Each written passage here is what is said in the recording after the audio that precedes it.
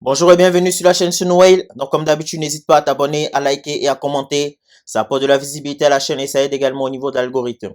Donc les gars, je suis à 989 abonnés d'atteindre mon objectif de 1000 abonnés d'ici septembre. Donc n'hésitez pas à appuyer sur le bouton et à vous abonner, ça apporte de la visibilité à la chaîne. Donc au sommaire aujourd'hui dans l'actualité, nous avons le Bitcoin qui franchit la barre des 30 000 dollars et atteint son plus haut niveau depuis juin 2022. Aussi dans l'actualité, Huobi qui renoue avec la rentabilité au premier trimestre 2023. Nous avons aussi dans l'actualité Divly qui relève que environ 1% des investisseurs crypto-monnaies ont payé leur impôt en 2022. Nous avons aussi dans l'actualité les frères Wickenvoss qui accordent à Gemini un prêt personnel de 100 millions de dollars. Et pour terminer, MicroStrategy qui renoue avec la rentabilité suite à la hausse de Bitcoin à 30 000 dollars. Donc sans plus tarder, on va dans le vif du sujet avec le Bitcoin qui passe la barre des 30 000 dollars et c'est une très très bonne nouvelle pour les investisseurs. Donc si vous n'êtes pas au courant, ça y est, après pas mal de mois d'attente et pas mal de bear market, Bitcoin a enfin atteint le cap des 30 000 dollars. Donc ça fait depuis juin 2022. Depuis juin 2022, on a connu la crise, donc le FTX qui a fait faillite, Celsius, on a connu pas mal de boîtes de projets crypto, des banques aussi qui ont fait faillite, mais il semble que Bitcoin résiste en fait face à tout cela. Donc, c'est une très très bonne nouvelle pour les investisseurs. Regardez votre portfolio, j'espère que vous avez votre portefeuille est en hausse. Et on continue également avec Huobi, donc l'entreprise, donc l'exchange qui appartient à Justin Sun, qui renoue désormais avec la rentabilité suite à une restructuration. Donc bon, ils disent que ils ont connu un bénéfice de 30 millions. Donc c'est le premier trimestre 2023. Donc l'entreprise avait un revenu donc de 150 millions et a fait une dépense de 120 millions, donc ce qui donne au total 30 millions de bénéfices. Et d'après Justin Sun, il plane on va dire, sur un bénéfice de 110 millions sur toute l'année 2023. Bah, c'est une très bonne chose pour Justin Sun, qui est également aussi le fondateur de la blockchain Tron. Donc voilà, enfin une, on va dire, une chose qui réussit. Donc c'est très bien. On continue avec Divly qui révèle que moins de 1% des investisseurs crypto-monnaies ont payé en fait leur impôt sur l'année 2022. Donc d'après ce rapport qui a été publié par Divly, environ 0,53% des investisseurs crypto-monnaies ont payé leur impôt en fait donc suite à des transactions l'année dernière. Donc parmi les pays, on va dire les bons élèves, on retrouve la Finlande qui arrive en tête avec 4,9% des investisseurs qui ont payé leur impôt. Euh, et ensuite, on a aussi l'Autriche, donc l'Australie et l'Autriche, qui eux, pareil, 3,65% des investisseurs en Australie et 2,75% en Autriche. Concernant la France, on s'y semblerait que la France, on soit des mauvais élèves, donc environ 1,45% des investisseurs crypto-monnaies ont payé leur impôt. Ben, tout cela peut s'expliquer par le fait que la régulation en fait en matière de crypto-monnaie n'est pas assez claire dans presque tous les pays au monde, hein.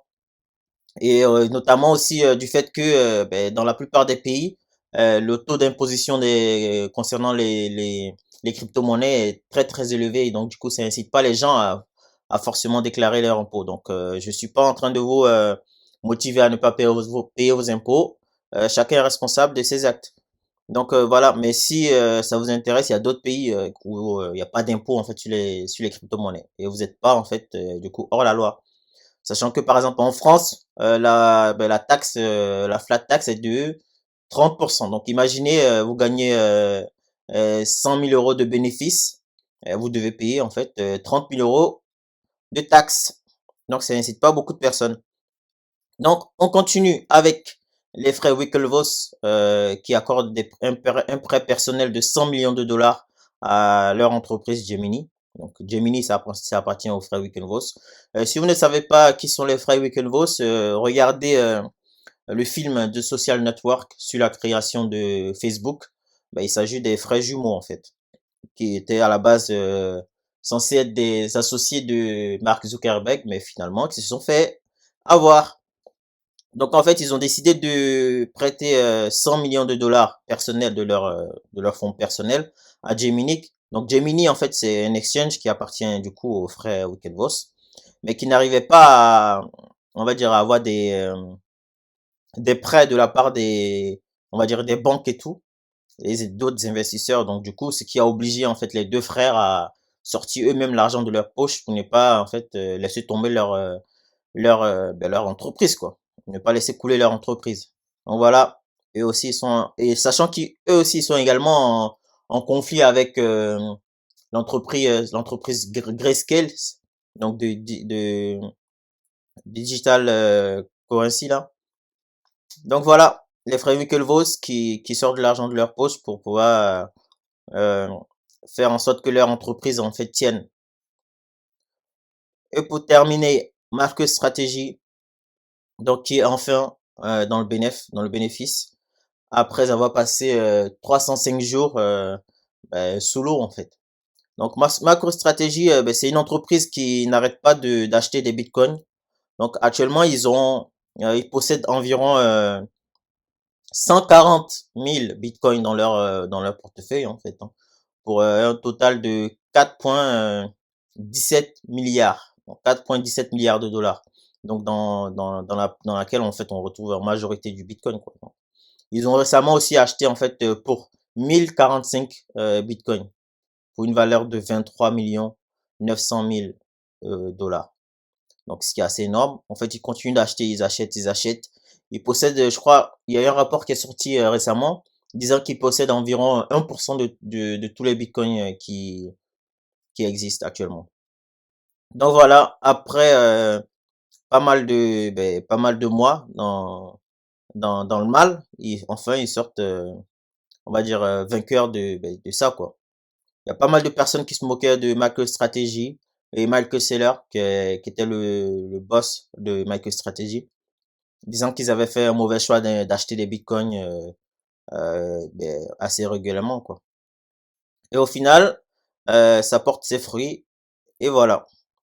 Donc, n'hésitez pas à vous abonner, à liker et à commenter. Ça apporte de la visibilité à la chaîne et ça aide également au niveau de l'algorithme.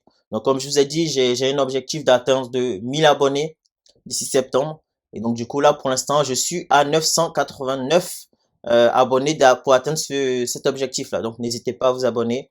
Et comme d'habitude, nous, on se quitte avec une petite vision sur le prix des crypto-monnaies avec Render, Stack et Solana qui sont les plus gros vainqueurs de ce jour. Donc, qui sont donc Render qui a pris 15%, Stack qui a pris 11% et Solana qui a pris 12%. Il y a aussi Phantom et Flare aussi qui sont en hausse.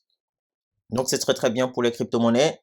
Aujourd'hui c'est un bon jour. Bitcoin a passé a passé le cap des 30 000 dollars. Donc c'est une très très bonne chose.